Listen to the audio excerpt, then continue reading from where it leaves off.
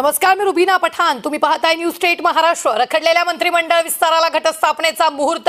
घटस्थापनेनंतर मंत्रिमंडळ विस्तार होण्याची शक्यता वर्तवली जाते. अजित पवार गटाला एक कॅबिनेट पद मिळण्याची शक्यता आहे. अजित पवार गटाला 2 राज्यमंत्रीपद मिळण्याची शक्यता आहे. ही सगळ्यात मोठी बातमी आपण आताच्या क्षणाची पाहतोय. गेल्या अनेक दिवसांपासून रखडलेला मंत्रिमंडळ विस्तार आता होण्याची शक्यता वर्तवली जाते. हा 3रा मंत्रिमंडळ विस्तार होऊ शकतो. अजित पवार गटाला एक कॅबिनेट पद तर 2 राज्यमंत्रीपद मिळू शकतात. ही सगळ्यात मोठी बातमी आपण पाहतोय. रखडलेल्या मंत्रिमंडळ विस्ताराला घटस्थापनेचा मुहूर्त. घटस्थापनेनंतर मंत्रिमंडळ विस्तार होण्याची शक्यता आता वर्तवली जाते. तर या तरी मंत्रिमंडळात असंतुष्ट आमदारांची नाराजी दूर होणार का, हे पाहणं तितकंच महत्त्वाचं असणार आहे. मोठ्या प्रमाणात पालकमंत्री पदांनंतर आमदार जे ते नाराज असल्याचं आपल्याला पाहायला मिळत आहे. त्यातच आता कुठल्या गटाला किती मंत्रिपद मिळणार हे पाहणं तितकंच महत्त्वाचं आहे. रखडलेला मंत्रिमंडळ विस्तार लवकरच होण्याची शक्यता वर्तवली जाते. घटस्थापनेनंतर मंत्रिमंडळ विस्तार होण्याची शक्यता वर्तवली जाते. अजित पवार गटाला 2 राज्यमंत्रीपद आणि 1 कॅबिनेट पद मिळण्याची शक्यता वर्तवली जाते.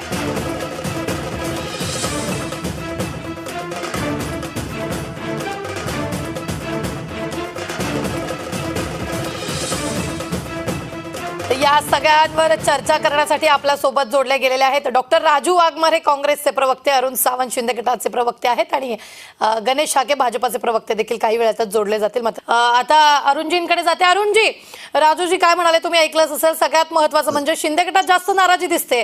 तर काय वाटतंय यावेळी मंत्रिमंडळ विस्तारामध्ये शिंदे गट खुश होईल का? पहा,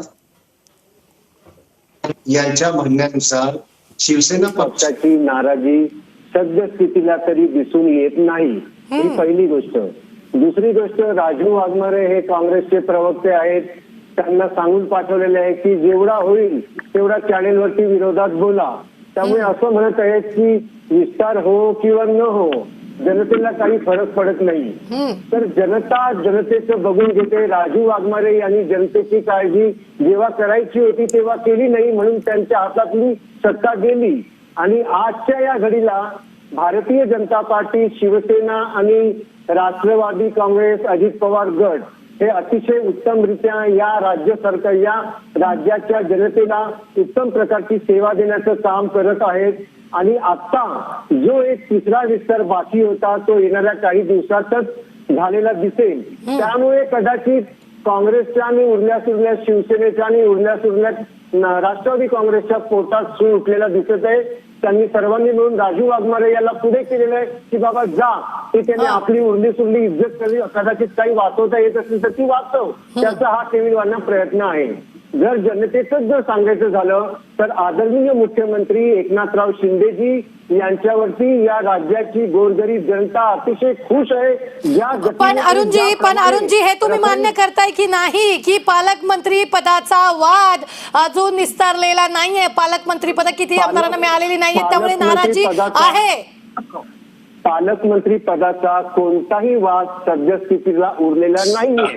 हा वाद फक्त विरोधक उकरण्याचा प्रयत्न करीत आहेत. कारण त्यांच्याकडे आता असं काही सांगण्यासारखं करण्यासारखं उरलेलंच नाहीये. तर आता करायचंय काय? सद्यस्थितीला बोलायचं तर कोणत्या विषयावर बोलायचं? तर आता सध्याचा जागता विषय म्हणजे पालकमंत्री पदाचा आहे. चला त्या विषयावरून जर काही यांच्यामध्ये आपापसात नावालावी करता येत असेल तर ती करूया.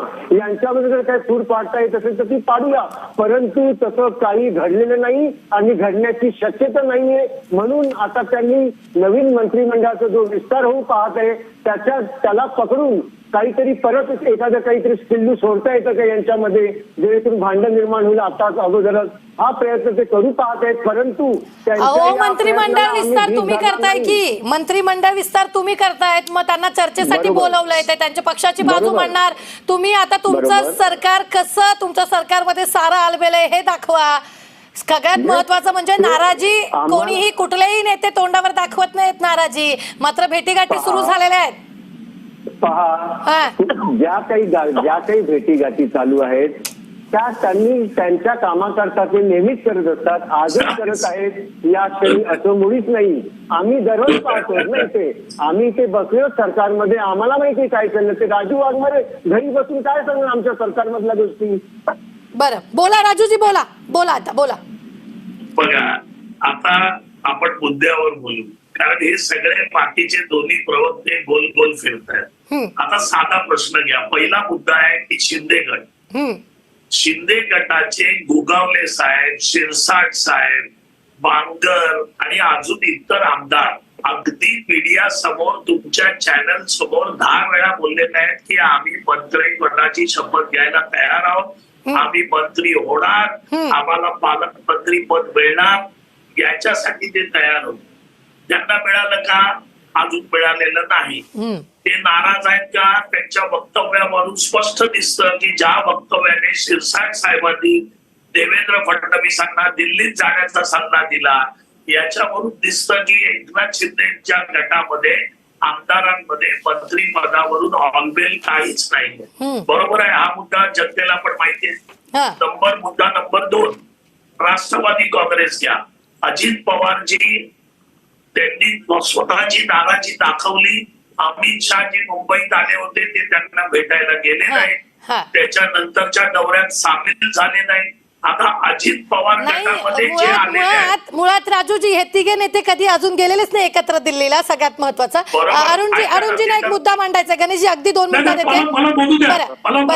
अरुणजी येते. बोला बोला राजूजी बोला. हा बोला बोला बोला. काय आहे की अजित पवार तिकडे गेले नाहीत. अजित पवारांमुळे पालकमंत्री पद त्यांना नेमणुका कराव्या लागल्या. चंद्रकांत दादा पाटलांनी मीडिया समोर सांगितलेलं की पुण्याचं पालकमंत्री पद माझ्याकडेच राहणार. आज ते गेलेलं आहे. पण ते गेल्यावर ते नाराज होऊन आलिंगन द्यायला गेले. ती नाराज झाल्यावर कोण जाऊन भेटत नाही. त्याच्यामुळे अजित पवार गटामध्ये पण अस्वस्थता आहे. त्याच्यामध्ये पण पुष्कळ आमदार आहेत की त्यांना आजपर्यंत मंत्रीपदाची लालूच दाखवण्यात आली, ती मिळालेली नाही. त्या बाजूला अपक्ष बच्चू कडू सारखे लोक ते नाराज आहेत, कारण ते शिंदेबरोबर गेले होते.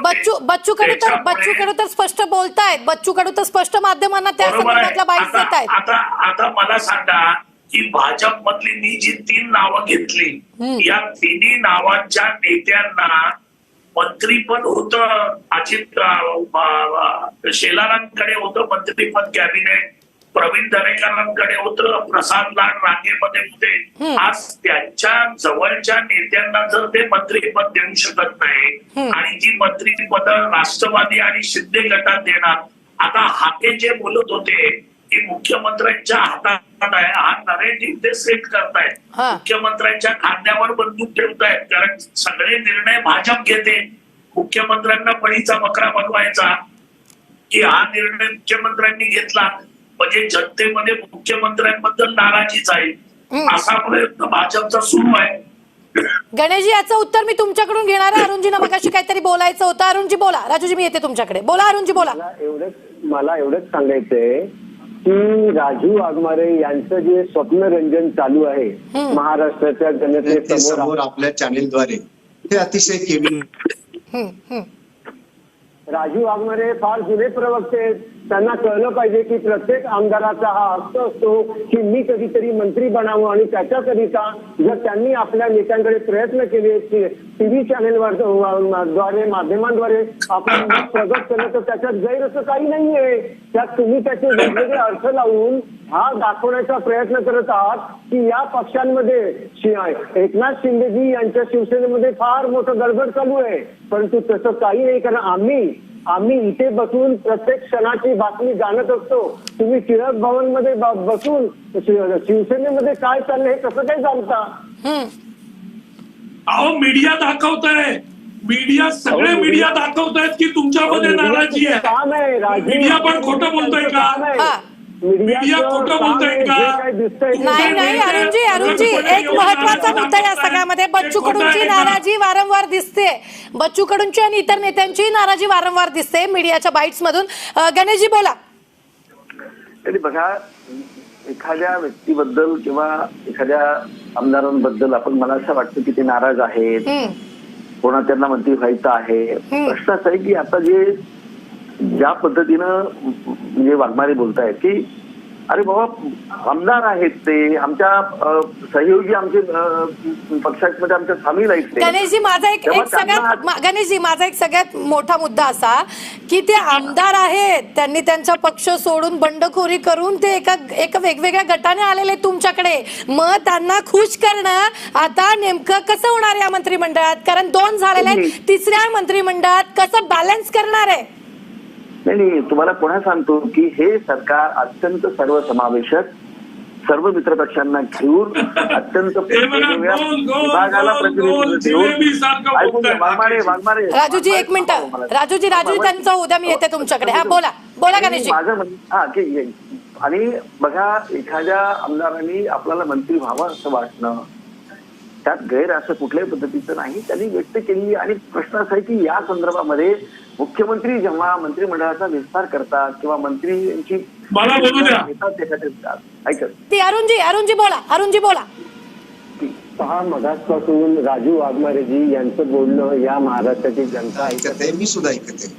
आपण जास्त चिंता करू नये. आमच्याकडे अजूनही 14 म्हणजे 3 कॅबिनेट मंत्रीपद आणि 11 राज्यमंत्री पद आहेत. ती कशी वाटून घ्यायची हे आमचं ठरलेलं आहे. परंतु आपण ज्याप्रमाणे चॅनेलवरती येऊन चेष्टा करतात, तिल्लरपणा करतात, हा योग्य नव्हे.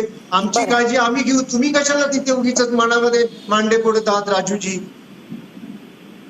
बोला, राजूजी बोला. काय बघा, पहिली गोष्ट की यांनी मंत्रिमंडळाचा विस्तार करू द्या किंवा नको करू द्या, आमचा काय फायदा तोटा काही नाही ना, महाराष्ट्राच्या जनतेचा काय फायदा तोटा आहे. आता एवढे मंत्री आहेत, त्याच्यामध्ये महाराष्ट्राचे हाल हे होत आहेत, 100 मुलं दगावत आहेत, शेतकऱ्यांना पैसे नाही आहेत, महिला सुरक्षित नाही आहेत, हे पूर्णपणे आपण खोटं बोलतात. राजू वाघमारे प्रवक्त्यांनी चॅनेलवर येऊन खोटं बोललं पाहिजे असा नियम नाहीये. आपण सत्य परिस्थिती सुद्धा आजची परिस्थिती अशी आहे राज्याच्या की महाराष्ट्रातली जनता